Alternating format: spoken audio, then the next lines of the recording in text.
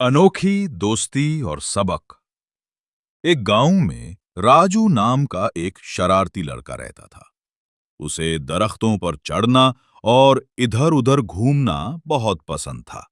एक दिन वो जंगल में घूमते हुए एक पुराने बड़े दरख्त के पास पहुंचा।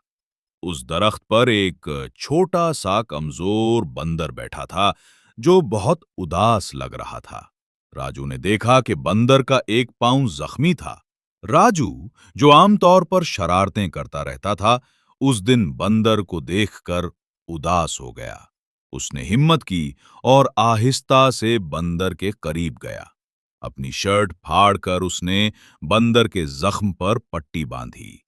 रोजाना राजू बंदर के पास आता, उसे फल खिलाता और उसके जख्म की देखभाल करता। आहिस्ता आहिस्ता बंदर ठीक हो गया। अब राजू और वो बंदर बहुत अच्छे दोस्त बन गए। बंदर राजू को देखकर खुश हो जाता और उसके कंधे पर बैठ जाता।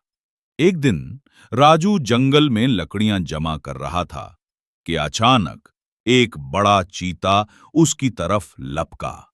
राजू डर गया और जोर जोर से चिल्लाने लगा।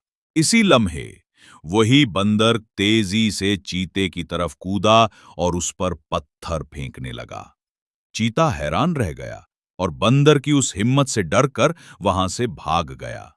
राजू की जान बच गई। उसने अपने दोस्त बंदर को गले लगा लिया। अखलाकी सबक, नसीहत। अगर आप किसी की मदद करते हैं तो एक दिन वो भी जरूर आपकी मदद करेगा। दोस्ती और एहसान कभी जाया नहीं जाते।